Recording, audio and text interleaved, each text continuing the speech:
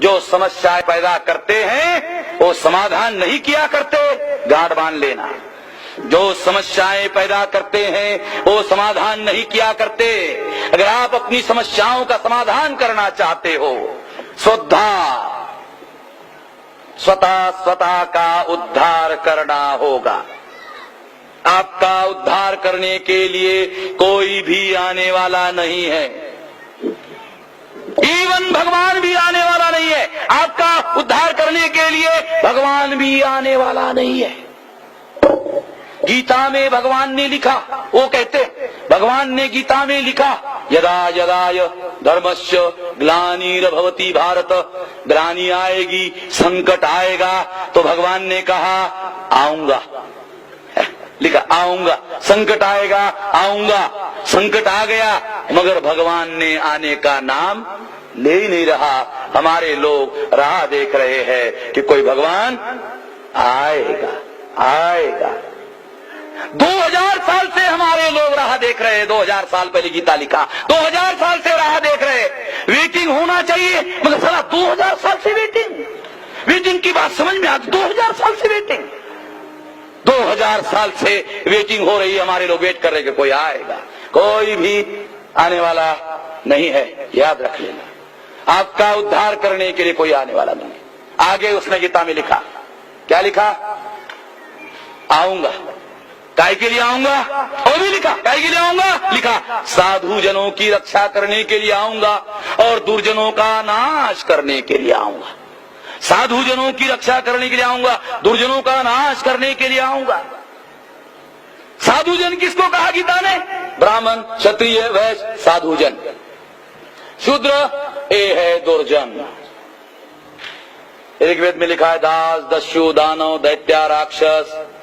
ये आपके पुरखों का ये नाम या अर्थ बदल करके उन्होंने इतिहास लिखा हुआ है, पढ़ लेना। दास, दस्यु, दानव, दैत्य, राक्षस और एक नाम दिया दुर्जन। अगर आपके पुरखों को नाम दिया दुर्जन तो आप यहां बैठे हुए जो लोग हैं ये दुर्जनों की वर्तमान संतान है। ये दुर्जनों की वर्तमान संतान है। अगर भगवान कल्याण में आया होगा, अगर भगवान कल्याण में आया होगा तो भगवान पूछता होगा अरे दुर्जन कहां गए, कहां गए, कहां गए?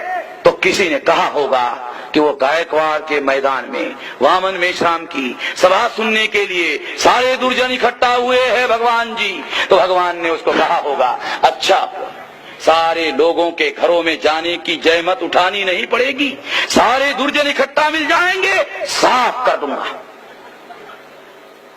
घरों में जाने की जहमत उठानी नहीं पड़ेगी, सारा दुर्जन इकट्ठा मिल जाएगा, साफ कर दूंगा।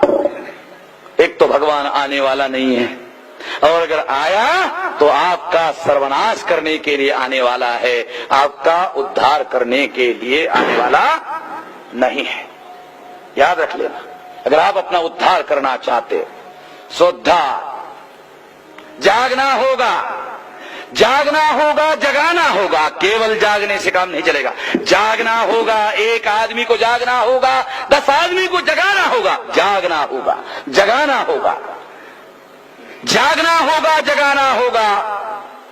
6000 जाति के टुकड़ों को जोड़ना होगा, एक नहीं 6000 जाति के टुकड़ों को जोड़ना होगा। जोड़कर शक्ति का निर्माण करना होगा, जोड़कर शक्ति का निर्माण करना होगा। शक्ति का निर्माण करोगे, आंदोलन का निर्माण होगा। आंदोलन का निर्माण करोगे, जन आंदोलन का निर्माण होगा। और अगर जन आंदोलन का निर्माण करोगे, खुद मुख्तियार हो जाओगे, आजाद हो जाओगे, खुद मुख्तियार हो जाओगे, आजाद हो जाओगे। आज भविष्य आपका है, निर्णय का अधिकार अटल बिहारी का। भविष्य आपका, निर्णय का अधिकार सोनिया गांधी का। यानी भविष्य आपका, निर्णय किसी और के हाथ में है। अगर आजाद हो गए, अगर खुद मुख्तियार हो गए तो क्या होगा? तब भी भविष्य आपका होगा। अगर खुद मुख्तियार हो गए, आजाद हो गए, तब भी भविष्य आपका होगा, मगर तब परिवर्तन होगा, भविष्य भी आपका होगा और उस भविष्य का फैसला लेने का अधिकार भी आपका होगा। और जब आपको अपने भविष्य का फैसला लेने का अधिकार होगा तब आपकी समस्याओं का समाधान संभव है। हमको राष्ट्रव्यापी आंदोलन निर्माण करना होगा। राष्ट्रव्यापी आंदोलन निर्माण करने से ये सब कुछ होगा।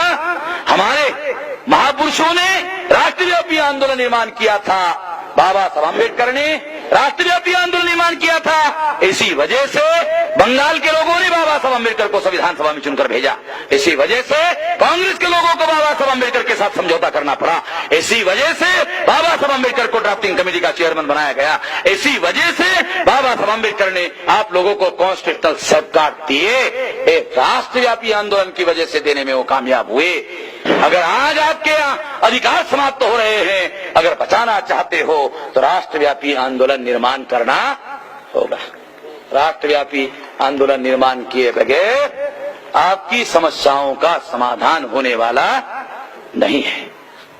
गाढ़ बांध लेना, जैसे चाणक्य ने चूटी में गाढ़ बांधी थी। चूटी में क्यों गाढ़ बांधी थी जानते हो? जब आदमी हर दिन नहाता है, नहाने के बाद कंघी करता है, अगर गांठ रहेगी तो कंघी साली वहां अटक जाती है। अटकते ही झटका लगता है, झटका लगने से दिमाग फिर चलता, साला बदला लेना है। साला ब्राह्मण भी हो होशियार, साले चूटी काहे की लगा, बेवजह नहीं है।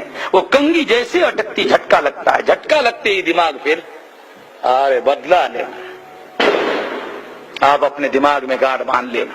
गांठ बांधे बगैर कोई काम होने वाला नहीं, गांठ बांध लेना। इसलिए साथियों, ये जो परिवर्तन का राष्ट्रव्यापी अभियान चल रहा है, अगर आप न्यायपालिका में रिप्रेजेंटेटिव चाहते हो, जन आंदोलन करना होगा। आंदोलन से रिप्रेजेंटेटिव नहीं, आंदोलन से सत्ता नहीं, आंदोलन से व्यवस्था बदलेगी। ध्यान रखना, व्यवस्था बदलने का अभियान चलाना होगा। केवल सत्ता बदलने से हमारा मामला हल होने वाला नहीं है, ध्यान रखना। धन्यवाद।